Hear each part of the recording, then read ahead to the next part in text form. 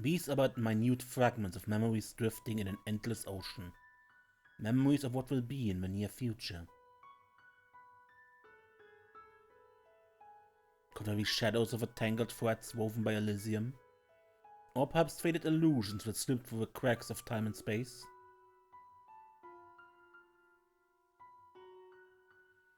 There are none who know the answer.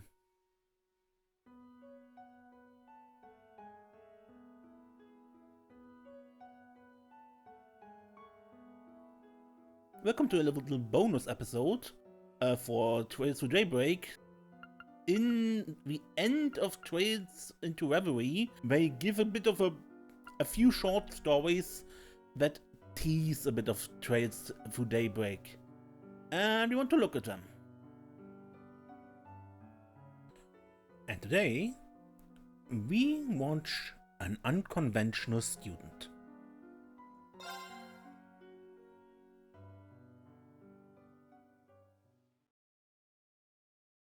April of the year 1208 of the Septian calendar. Aramis Academy is a famous educational institution in the Calvardian capital of Edith. The name derives from an artist central to Calvards' democratic revolution 100 years ago. This was also reflected in its goals of nurturing new talent and helping to forge a brighter future for a new republic. The academy placed great value on traditional education, of course, but it also encouraged the perspectives of new cultures and values, attracting many an independent mind from across the Murium.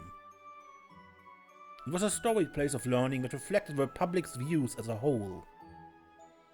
This story, for its part, begins not long after the springtime festival held yearly to welcome the new student body. It was just another morning at the academy, countless students shuffling through its grounds, when one of them in particular happened to draw an unusual amount of attention. The young lady had long, soft, violet hair crowned with a black ribbon. Her figure had been cut very respectably as she matured into a young woman of 17 years, yet her face still held traces of girlhood days bygone. The beauty she was, she never failed to turn inquisitive heads as she strolled along.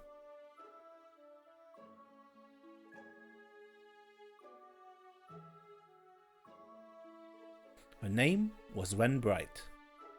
She was a second-year student from Gina's Royal Academy in Libel, now studying at Aramis as part of an exchange program. She had only just arrived in the spring. Renne's goal in attending was not to further her education. She had been considered highly gifted since she was a child, already having earned several doctorates in years past, and there was little more a new academy could reasonably teach her.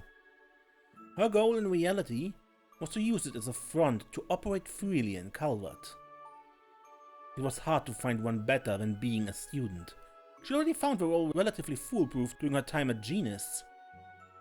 Even there were limits to how much a student could get away with, society as a whole was soft on school children. To move freely would also require drawing as little attention as possible. She aimed to conduct herself modestly, as any elegant young lady who wished to remain unseen should during her time at Aramis. There was just one very big problem with this plan. Good morning, Miss Bright. Isn't she just gorgeous? Look, I see her! She's so beautiful, and everyone says she's just as smart too. All she had to do was walk down the hall to be showered with greetings and whispers of envy and admiration. Her looks alone were already enough to make her the talk of the school, but after one of the teachers had slipped that she received a perfect score on her entrance exam, there was suddenly not a single person who didn't know her name. The other students cared not how much she wanted to avoid drawing attention. She was getting it, whether she liked it or not. Naturally, not everyone was pleased with the booming popularity this new transfer student had attained in less than a month. While most were busy fawning over Wen's arrival that morning, another group watched the charade unfold from the shadows, echoing audible tuts of displeasure. Wen had yet to be enrolled in any clubs, so as soon as the day's lessons had come to an end, she packed her belongings and stood to leave. A word, if I may, Miss Bright. It was a fellow classmate, surrounded by a small faction of students clearly loyal to their king bee.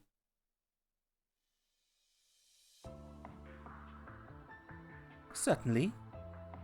Though instinct told her this was not going to be a conversation she wanted to have, she made an effort to pretend otherwise. She would not be provoked into behaving as anything but a mature, modest young lady. I've been wanting to get to know you better for some time now, you see, so I was wondering if you might join me for dinner this evening. The boy, Ronald Griffith, presented a gentlemanly smile. Wen was very much used to being asked out like this. Never once did she accept. She always made up some excuse to turn them down. Today would be no different.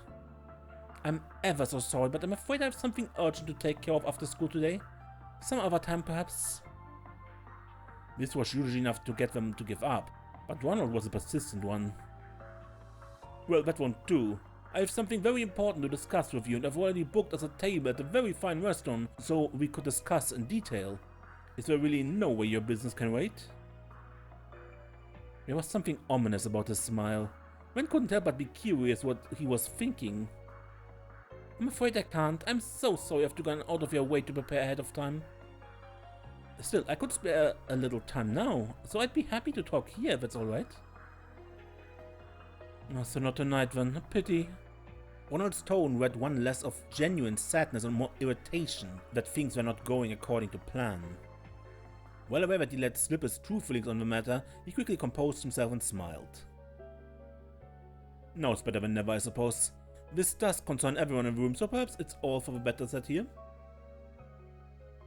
To this, Ren glanced around the room, noticing that only she, Ronald, and his lackeys were all who remained. Most were likely on their way home or in their respective clubs. While some would have ordinarily been in the classroom at this hour, she was certain none wanted anything to do with Ronald and his group. He took a step toward her, then began to speak. I'm well aware, Miss Bright, that you have come all the way from distant Liberal to be here. It's not unusual for students to transfer from afar for family reasons. But I hear in your case you came to Calvard just to learn in these hallowed halls? I cannot help but deeply admire your spirit and thirst for knowledge. Pure fear tricks, that one. At the same time I worry about you. Brilliant you may be, but living alone in a far-off land must be a terribly lonely and challenging affair. We all need someone to depend on in our lives, and that would be especially so in your situation. So if you don't mind me saying so, Miss Bright, I believe you're in need of someone to look after you, to protect you. At last he shut up, giving Ren a chance to respond. She scrutinized him closely. In short, you'd like for me to join your circle of friends, correct? Ronald's smarmy smile broadened. His father was a senator in the Republic's parliament, meaning he held a significant amount of political power. The son used this to his full advantage. Ever since joining the academy, Ronald had used his father's name to form a faction of sorts among the students, forcibly building his reputation until he was the leading candidate for student council president in the election staged in half a month's time. His goal, when assumed, was to bring the hottest talk of the academy into his faction to further secure his chances of victory. I think you find that joining us would help you feel much more secure and at home here. Or perhaps you don't yet appreciate just how much of a difference having someone like me backing you would make on the life of an exchange student. True, she mused inwardly. Being in a group of high social standing would make it easier for her to gather information. If she could leverage his father's connections to build more of her own, that would pay itself in dividends in the days to come. The pompous boy had no way of knowing the actual circumstance that brought her to Aramis, but his proposal was, in fact, very beneficial to her. She returned his smile with a modest one of her own as she answered. You're kind to think so much of me, but I'm afraid I have to decline. Clear, unambiguous rejection.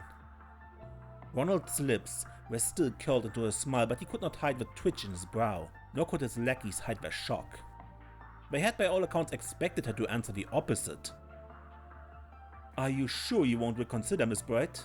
Surely, someone as brilliant as yourself can see why accepting my offer would be in your best interest?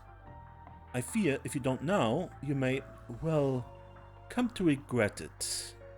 My last words were a hair slower and deliberate to intimidate her. Ren, of course, was never going to fall for it. I'll admit it's a tempting proposal. Tempting enough to inspire one to consider helping a certain someone win the student council election. If only that someone weren't you. What did you just say? The sudden taunt caught him completely off guard, resulting in a flare of irritation escaping him. Renne, for her part, was unruffled by the change. I imagine you don't need me to explain why, but I will, to be sure. I've been very aware that the threatening glares I always attract on my way to school every morning have been coming from all of you. They've been a constant in my life ever since just before the festival. All were flabbergasted by the statement, their silence confirming what she said to be true, she continued.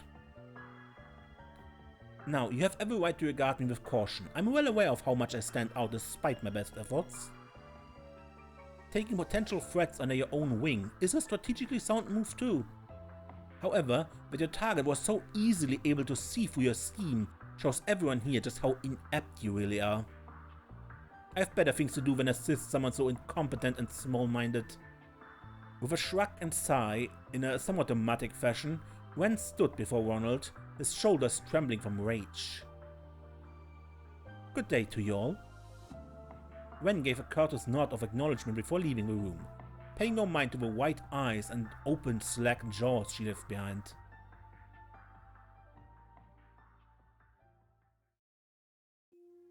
So Agate ended up getting basically beat up from another one of Mom's crazy jobs she threw at him.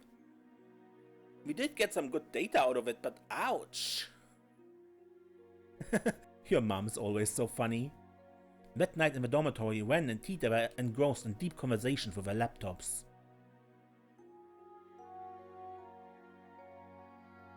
But it's always the same old with all of you.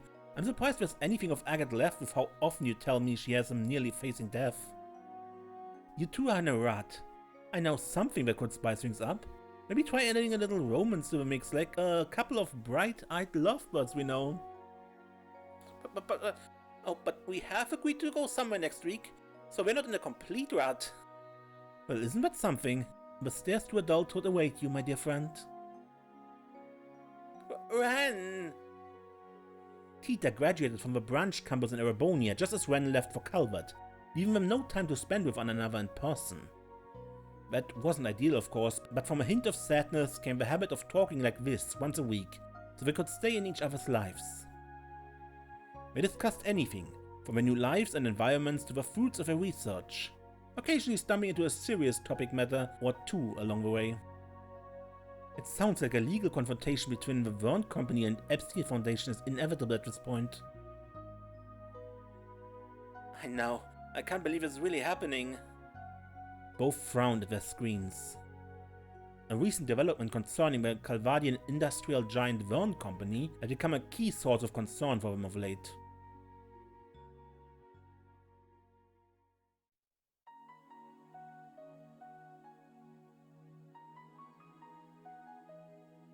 It began soon after Crosby returned to normalcy after the Supreme Leader's takeover the previous year. Professor Erica Russell approached the Verne Company to propose they join the West Zemuria Tech Union that she had been hard at work forming. And to no one's surprise, they refused. But before Erica and the rest of the engineers involved could even finish getting ready to go and change Verne's mind, something happened to make the union the least of anyone's priorities.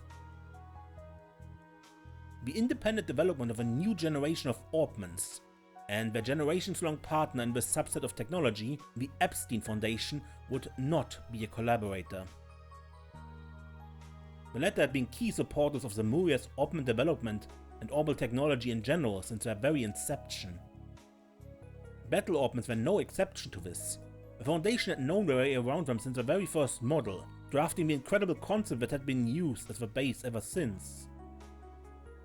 Even the Reinford Company before the Battle of Jormungand had not thought to develop their Arcus models on their own, instead favoring to develop them in partnership with the Asteroid Institute.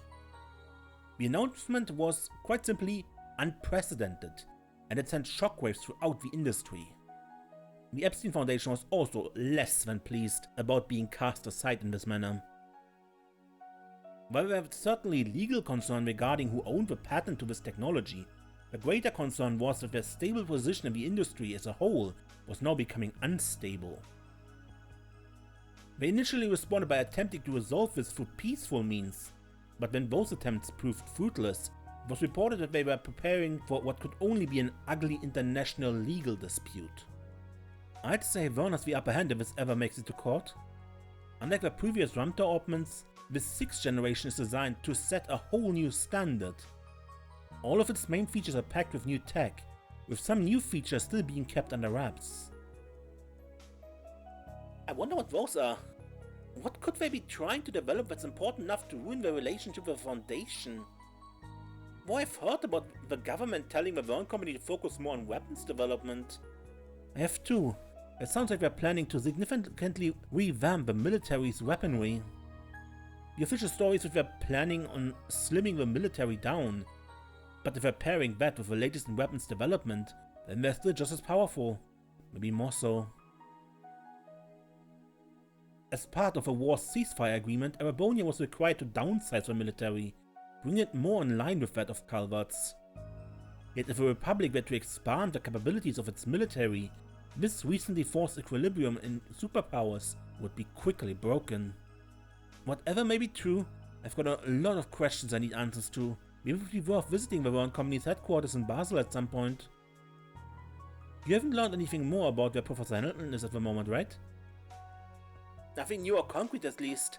It sounds like she's continued her research eastwards. But I haven't heard anything more specific than that. Mom and Grandpa haven't had any luck in contacting her either. I'm not surprised since that area isn't very well connected, but it's still unfortunate. She's a lot more personable than Professor Schmidt, so having her on our side would help a lot. Tita could only laugh. Yeah, there's a lot of worrying stories going around now about PMCs and stuff like that. It makes me wonder if none of this would even be happening if she was still acting as an advisor for Vern Company. The deeper into the conversation they went, the more Tita could feel her spirits sinking. The political climate in Western Samurai was unusually stable at the moment, with its nations basking in prosperity. But she could not shake the feeling that this peace was built over rotting wood, and that it could all come crashing down with but the slightest provocation. This was becoming especially true in the tech world, as it had undergone rapid growth in recent years compared to other fields. So rapid in fact that no base could possibly sustain its sudden weight without cracks beginning to form. Try not to dwell too much on the worst case scenario, Tita.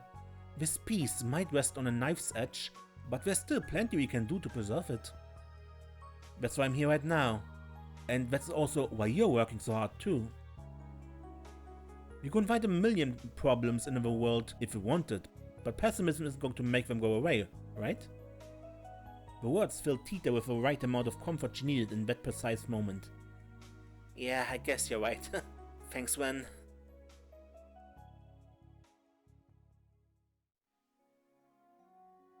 They continued on, losing track of time as they talked well into the night. Before we knew it, the clock had struck 12. Well, it's getting really late, so I should probably be going. I'll talk to you soon, Kay? Alright, good night, Tita. Night. Oh, Tita suddenly remembered something. The exclamation stopped when just she was about to end the call. Estelle and Joshua told me to ask if you're doing okay in school. Those two always worry too much. You'd think I wasn't talking to them too.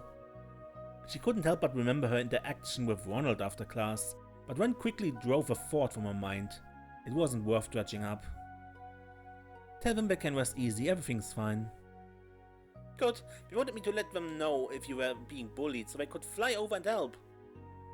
Renne could only sigh. Honestly. Do they think I can't keep myself safe from a few schoolyard bullies? Actually, they said they were more worried about what you do to them than what they do to you. At her friend's silence, Tita couldn't help but burst out laughing. I worry about you too, obviously, but they're probably right. How awful of you! Even if it were to happen to me, wouldn't do half of what you're imagining. Not anymore, anyway.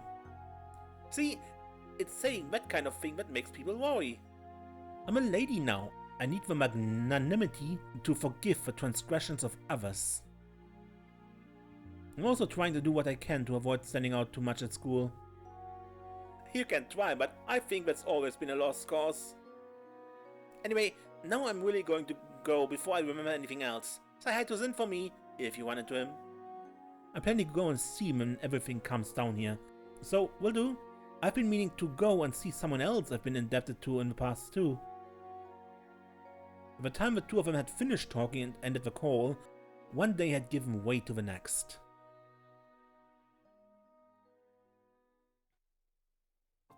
The morning dawned yet another day of school. However, just as she left her classroom in the main building at the start of lunch and went to descend the staircase, she felt someone suddenly draw near from behind her. Reflexively, she dodged out of the way. A female student then entered her field of vision. She had lost her balance, her expression a mix of fear and surprise. She passed through the spot Renne had been moments before, but her momentum showed no sign of fading. If someone didn't stop her, she was going to start tumbling down the stairs. Renne was quick to grab her and pull her close. She supported the girl's weight with one arm, with all the grace of someone taking part in a ballroom dance, saving her from falling. Several students happened to witness the event unfold and could not help but elicit gasps of admiration. Noticing that the girl's eyes were still unfocused, Renne gently addressed her. "Are you alright? You aren't hurt, are you?" Finally realizing the situation she was in, the girl whose face had become quite red quickly straightened her posture in a fluster. "Yes, I'm okay. You're Renne Bright from the next class over, aren't you? Thank you so much for helping me." "You're very welcome. But I would have to caution you from losing your composure like that right next to a staircase. Do you have some really urgent business to take care of?" The girl first frowned in response, then paused to think, then answered. "Nothing I can think of, it's weird, but even though it was probably my imagination, it felt like someone had pushed me from behind. Obviously no one here would do that, so I must have just bumped into someone by accident." She thanked her rescuer again before disappearing into the distance. The situation she had deemed her imagination, however, lingered in Renne's mind. If I hadn't sensed something was amiss, both of us would have fallen down the stairs. We could have been badly hurt. Was it really just a coincidence? Or was it a deliberate action by someone who wants to hurt me? If it was the latter... She didn't have anything to support this theory, but with it came a familiar sensation. The feeling of malicious stares focusing on her from the shadows. It took surprisingly little time for her suspicions to gain evidence. After finishing gym class the next day, Renne made for the classroom and began preparing for her next lesson. As she did, she immediately noticed something was amiss. All of her textbooks had been glued shut with an excessive amount of adhesive. Try as she did to open them, it was a lost cause to get to even a single page. It was an obvious attempt to harass her. The culprits behind the act were equally obvious. Not far from where Renne was sitting, Ronald Griffith and his lackeys, whom she so memorably turned away 2 days prior, were snickering to themselves. The eyes mockingly focused on Renne all the while. They're not even interested in hiding what they're like anymore. I'm sure at this point they want me to know who did it to intimidate me. This latest development also confirmed in her mind that they were responsible for trying to push her down the stairs the day before. What a pitiful sight they were. Because she refused to join their group, her existence was in their eyes now nothing more than a hindrance to Ronald's campaign for student council president. They would stop at nothing to either break her spirit and force her to join, or shame her into lowering her popularity among the student body. It didn't matter that Renne had no interest in taking part in the election. After further inspecting the state of her textbooks, Renne's expression grew difficult to read. I think I can make them usable again, but not in what little time I've left before class. The bell soon chimed to signal the start of her lesson. Renne left her textbooks out on top of her desk, making no effort to open them throughout. The instructor was of course less than pleased about this perceived slight against them, picking her to answer a question as an attempt to chide her poor behavior. "Miss Bright, please read the next paragraph aloud for us." Ronald and his friends let out a series of pleased giggles at this, their minds delighting at the thought of a flustered Renne being told off and humiliated in front of the entire class. But what transpired in reality played out very differently from their fantasies. Without missing a beat, Renne did exactly as she was told, reciting the selected paragraph she had been asked to read word for word. And all while her textbook remained closed. Did you memorize the entire book? Even the instructor could not hide their surprise.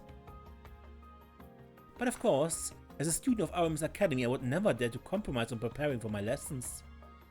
Renne responded with such grace that she, of course, drew in more sighs and coos of admiration from both her instructor and peers alike. It was only Ronald and his posse who groaned with sullen expressions. The next incident came on Renne's way to school the next morning. She entered the school gates with a horde of other students and was just about to step into the building when she noticed a foul smell coming from above. She looked upward, noticing a portion of a fence surrounding the building's rooftop was falling directly above her. Other students noticed the same thing, letting out screams of horror and worries they could do nothing about it. I could get out of the way easily if I wanted, but the fencing was over 2 arcs in length. She could escape unharmed, but the other students around her would likely not. That was a risk she was unwilling to take. Grasping the battle ornament hidden in her bag, she cried out, "Airstrike!" A sphere of wind formed in response to her incantation, flying upward at high speeds. She carefully controlled its power, so that instead of sending the fence flying, it simply cancelled out its momentum instead, allowing her to hop and catch it with ease. This was no accident. The smell makes it obvious. It was the distinct smell of a liquid extracted from a certain plant monster. One of its properties was to imitate the natural corrosion of metal, resulting in its application in certain solvents.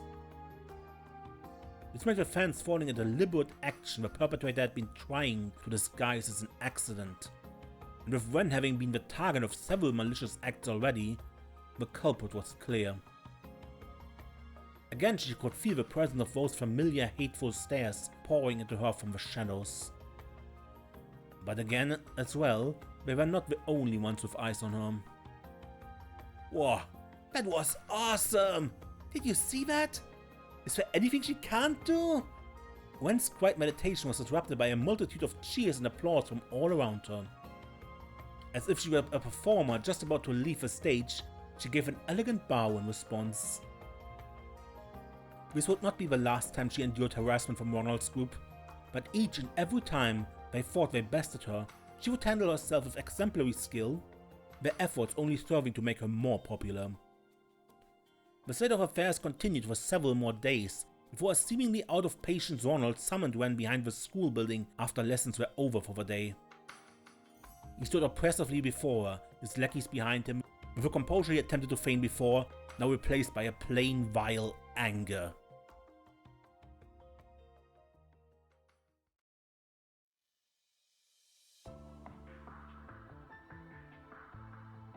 Let me give it to you straight, Renne Bright. You are an eyesore. Even the gentlemanly air he impersonated before was gone. Really? Well, that's not a very polite thing to say to a classmate. Don't try to act all cute and innocent. I've put too much damn time and mirror into building my position up at this academy. But who's always the center of attention instead? It's you, it's always you. It's like you're deliberately trying to sabotage my chance of success. That's the last thing I can afford right now. The more livid Ronald became, the more unruffled Renne was in tone. You're only sabotaging yourself by setting me up to succeed over and over again. You are aware of that, aren't you? Had she not been forced to defend herself against him over and over again, she would not have received nearly as much attention. This being pointed out caused Ronald to return an audible chat of frustration. Who cares about how it happens? The point is, it has gone on long enough. So I'm going to have to ask you to step off a stage for a while. What do you mean? Ronald seemed to present some of his initial cool from when they first talked as he answered. Oh, I mean something very simple. You just won't come to school until the election is over. And if I refuse? To this he raised a hand, and in response his lackey stepped forward to surround her. The boys were unusually well built for their age, showing off their hulking forms in hopes of intimidating her. Refusing is not an option, I'm afraid. If you aren't going to oblige me willingly, we will just have to make it so you can't come to school for a while.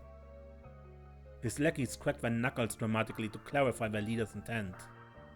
Well, that's no good. I think we both know that would constitute a grave violation of the school rules.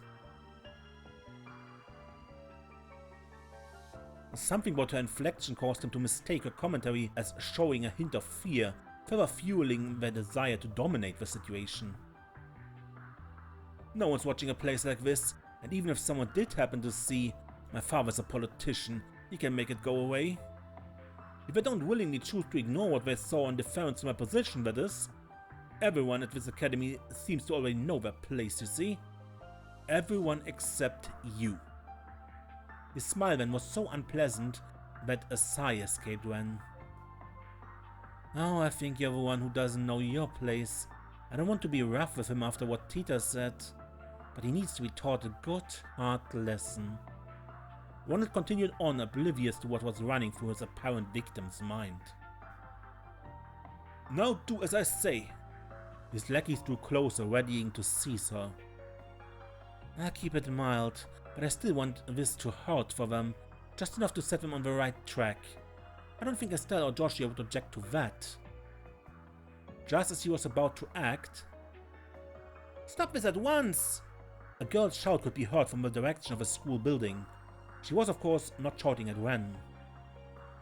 And who are you? Ronald was visibly irritated. Though the girl appeared to be visibly nervous, she continued to stand her ground. I didn't mean to listen in, but I couldn't help but overhear what is happening here. You can't go through with this. What you're doing is wrong. The girl stepped forward till she was directly in front of Renne to protect her from her schoolyard bullies. As she did so, the light revealed sleek, dazzling blonde hair that shimmered much like the sunshine above. Renne recognized her to be a first-year student who lived in the dormitory next to her own. They weren't close to one another. At most, they only exchanged polite greetings with one another as they passed each other in the hall. She always seemed like a quite polite young woman with a good upbringing, however. Not the type whose eyes would glow with resolve as she put her well-being on the line for someone else. Renne was surprised by this, as was Ronald, though he was less than impressed. He never fathomed that another student would dare to resist him. One thing he did sense was that her resistance was little more than a brave front. With excitement at the thought of stripping that front bare, he grew a sadistic smile and addressed her. Is it now? Well, how fortunate for me that I have you to show me the error of my ways. Renne can wait. You're first, I assume? I'm going to need to give you a lesson on just how right and wrong works in our society. Upon a signal, his lackey shifted to surround the new target over Renne. She began to tremble as danger closed in on her, but still she did not move. Don't you dare! This time it was Renne who spoke up. I give you what you want, so don't you dare touch her. But... You're sure about that? She wasn't planning on that response, but Ronald was more than happy to have his win in any form. I'll stay away from school for a while, that's what you want, right? But when you... The experience of studying abroad has been rather tiring for me, so maybe I do need some rest. Renne's voice was gentle in an attempt to assuage the kind girl's concern. Ronald, meanwhile, made no attempt to hide the joy he felt at victory, laughing heartily with all the glee of a spoiled child. Good, now everyone knows their place here. I see no reason to harm either of you now that I've got what I want. Consider yourself lucky now that I've decided to let you go. Ronald turned away and made to leave, his lackeys following suit. Good day to you then. The next we meet, the school will be all mine. And then he was gone. With only the girls left behind the school building, the younger of the two looked up at her senior, concern welling in her expression. I really am alright. You're very kind to worry. Renne's smile was one of genuine kindness. From then on, Renne did indeed stop coming to school, citing illness as the official reason behind her absence. The students then gathered in the Academy's auditorium several days later on the long-awaited student council election. Aramis Academy as a whole placed great importance on the autonomy of its students, and as such the student council exercised an unusual amount of power. It also weighed upon them a massive amount of responsibility, such as being the sole planner for the Academy's festival, a symbol and celebration of spring in the capital. This, however, also led to the position being a major status symbol even long after graduation. All of this was why a large number of students put their names forward to become the student council president every year. Yet this year, a great majority of the most promising candidates dropped out under mysterious circumstances, leaving only Ronald and others associated with him on the ballot. I couldn't exactly boast about winning by default. Ronald and the supporters sat in the west area chuckling among themselves at the whole affair. Perhaps his name wasn't the only one on the ballot, but none of the others had done any certifiable campaigning, meaning his election was positively assured. Eventually the time came for him to give his speech. It was a compelling one. He played the part of a respectable young gentleman as he delivered it, speaking with that same silver tongue he inherited well from his father. There were some moments where he failed to hide his arrogance, but as no one else had prepared a speech to give, this was not the blow to his campaigns it otherwise would have been. Now, if you could turn your eyes to the screen. The screen he spoke of was at the back of the auditorium. It was a rather notable feature to have in a school building, to have anywhere, and was installed several years prior to use in lectures and to display recreational films. Other nations had yet to indulge in such luxuries, showing just how far ahead Calvards was in its technology.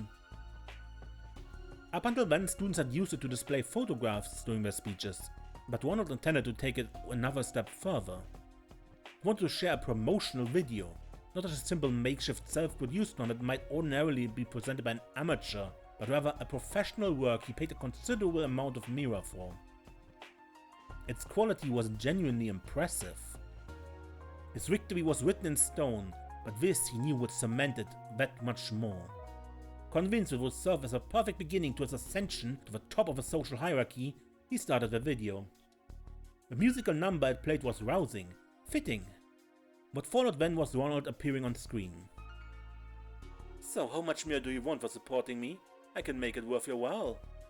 "What?" The video playing before then was not the one intended. Rather than an inspirational show of what he could bring to the student body, it was a recording of him buying off one of his opponents just days before.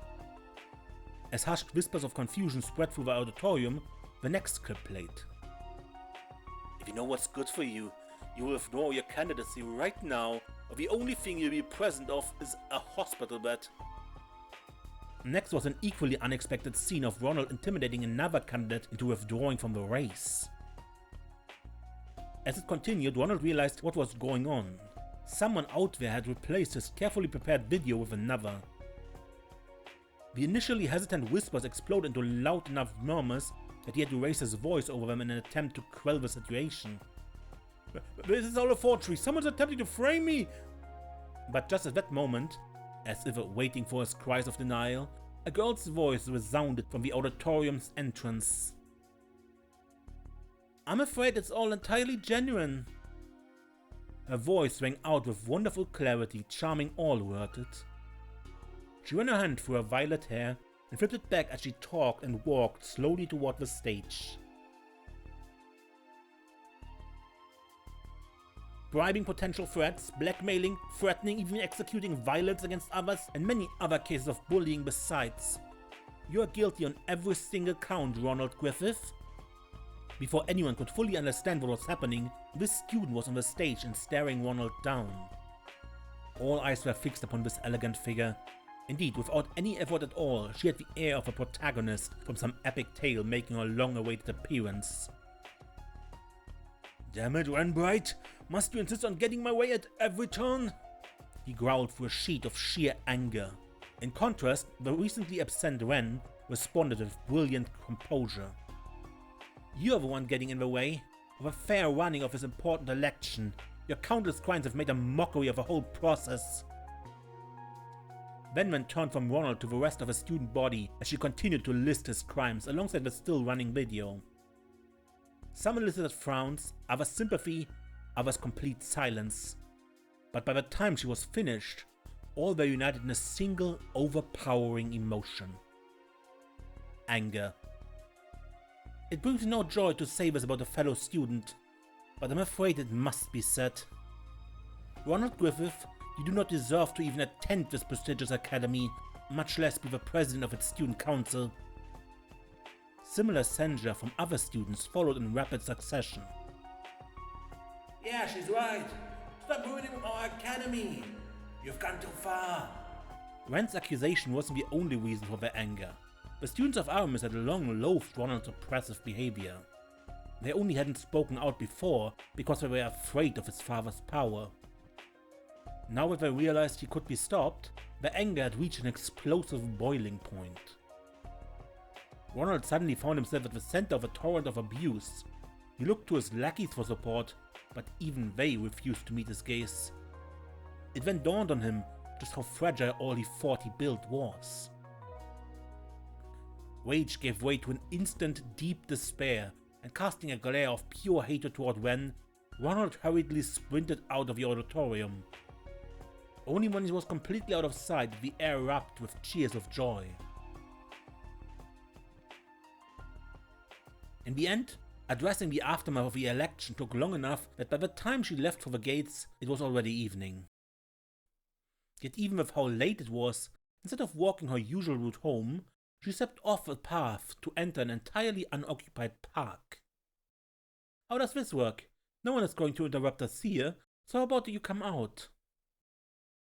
In response to her words, Ronald emerged before her for the first time since he ran away early in the day, and with 10 or so companions in tow. These men were not his usual lackeys, but instead some vicious figures with dark expressions and gaudy clothing. They were clearly not students of the academy.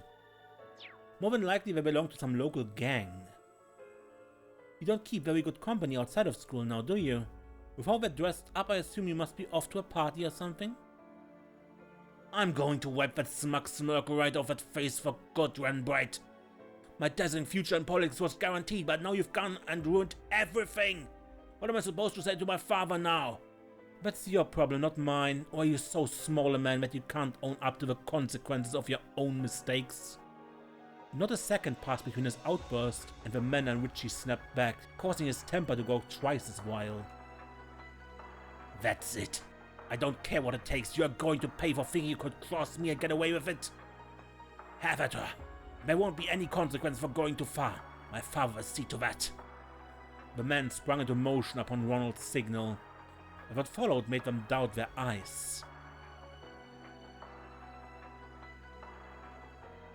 Ronald could not understand what just unfolded before him. His eyes relayed the information well enough, but his mind rejected it completely. The second after he ordered his new lackeys to attack, Renne produced a monstrously sized black and gold scythe from thin air. This in itself was beyond comprehension, but it wasn't the last thing to be so. The scene was like a cat toying with a powerless cornered mouse, except in this shocking case, Renne was the cat, and his man were the mice. They surrounded her at first, and yet all it took was a single swing of her conjured weapon to cause most of them to collapse to the ground. In less than 10 seconds, their confidence had crumbled with their bodies. The mice made to scurry as fast as they could, but the cat gleefully gave chase. There were even moments when she let a few think they had gotten away, only for her to immediately close the gap between them. It was only after she was bored that she would knock them unconscious like the rest. Then she would seek the light in her next hunt. Like heavy sacks of potatoes, the men fell one by one. One by one. One by one. Until only Renne and Ronald were left. This can't be happening! The young man was still struggling to come to terms with what he just witnessed as Renne stretched her limbs like a bored child, still gearing up to play. Amateurs. Every last one of them. I thought I could at least have a little fun. Oh, but don't you worry, I didn't actually slaughter them. She turned her gaze from the spectacle of her own creation to Ronald.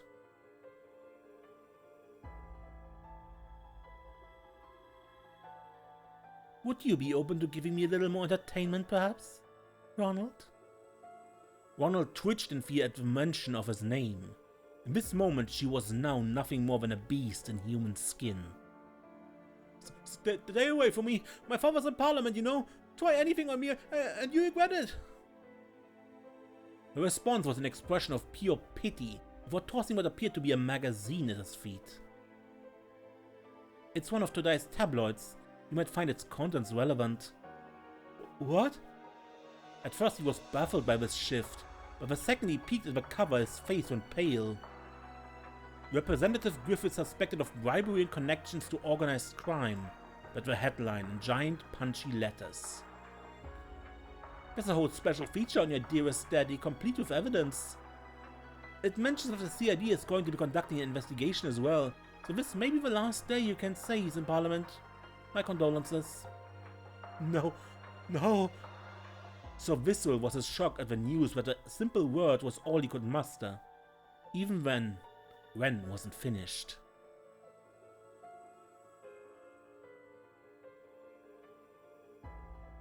So now that he's been removed from the equation, I ask again. Would you be open to giving me a little more entertainment? She edged closer and closer, scythe in hand and a sadistic smile lacing her lips. Ronald tried to retreat in fear before tripping over a rock and falling hopelessly on his backside. All he could do was watch her, as though she were the Grim Reaper, tears and snot streaming down his face. Be a doll and play with me, when you understand why they used to call me the Angel of Slaughter. She raised her scythe above her head and ready to swing it downward before realizing what she said. Whoops, a grown woman wouldn't play with dolls, though, would she? And here I thought I could better control my childish glee. She covered her mouth with her free hand, blushing with feminine modesty at her slip-up. None of this was behavior befitting the proper lady she wanted to reflect. After composing herself, she turned her attention back to her prey, only to say he was already unconscious. Finished? As she left the park, a calm young man called out to her. I certainly am. Renne met eyes with a brown-skinned young man leaning covertly against one of the trees. It was safe to assume he had witnessed the entire affair unfold.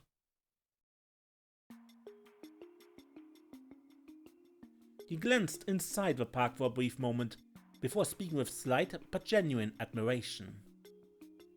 You really are something. In what way? In every way, even though I was more struck by the hacking abilities of the famous Kitty than the combat prowess of the infamous Angel of Slaughter. Still hard to believe we managed to find dirt on his bigwig dad that easily. Renne's response was matter of fact, showing no sign his praise had gone to her head. Most people just aren't as cautious about cybersecurity as we ought to be. Understandable with how new most are to it. Of course, it isn't nearly as easy as this was when you're dealing with leading corporations and politicians at the top of the food chain. You made it sound like you'd have tried before. Maybe I have. Renne's smile was both cryptic and darling. I've been more impressed with you. You are quick to write a piece that's scathing, but also finding me exactly the proof I needed. I'm glad Grace introduced us. Just doing my job. The man's name was Dingo, and he was a professional reporter for a tabloid. He was extremely capable as a job, very well connected, and had a reputation for never shying away from danger. After being introduced to one another by Grace Lynn, he and Renne made a deal with one another just a few days prior. The terms were simple. Dingo would provide Renne with proof of Ronald's misdemeanors, and Renne would use her hacking abilities to provide evidence of his father's crimes. Both were now reaping the rewards of the other's success. Though I admit I did get some help from a friend, he was not too pleased about being asked to look into a scummy politician's equally scummy son, but he pulled through. Oh, you just have all kinds of connections, don't you?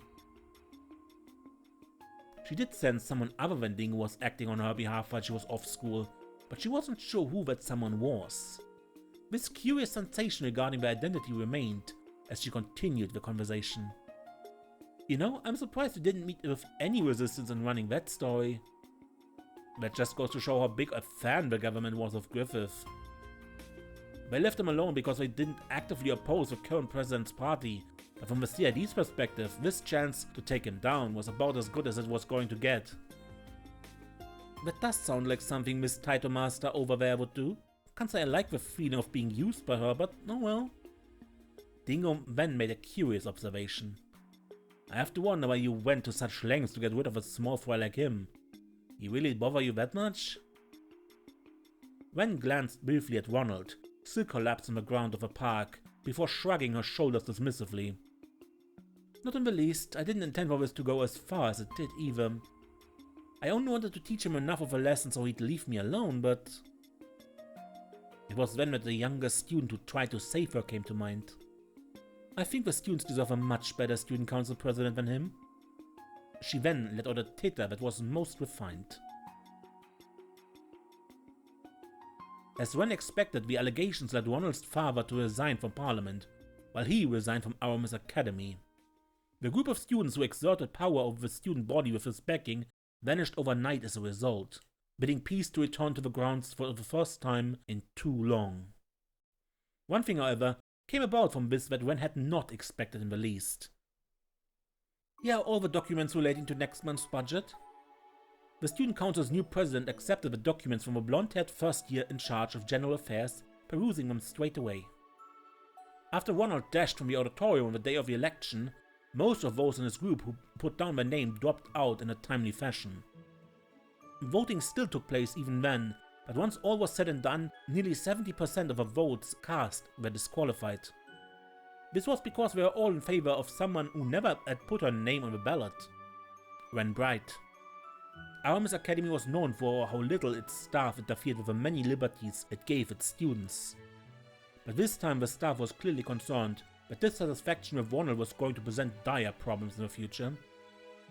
The teachers then chose to directly negotiate with Ren, and in the face of such fervent demand, she reluctantly accepted the position of Student Council President.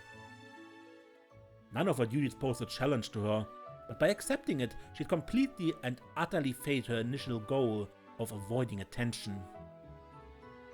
I wonder if this is how this fourth branch campus's first Student Council President felt when he was elected. Even I couldn't believe it when Tita told me. Alright, it is what it is, I suppose. I just have to make use of this as best I can.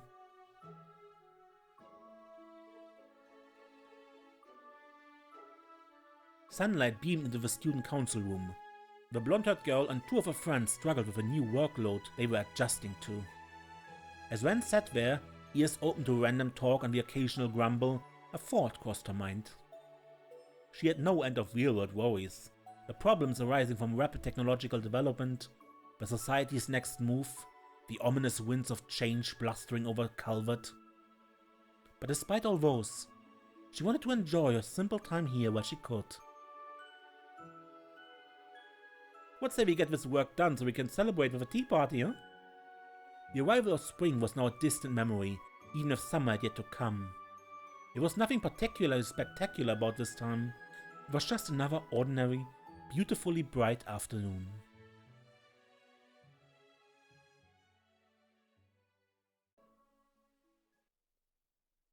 An Unconventional Student, end.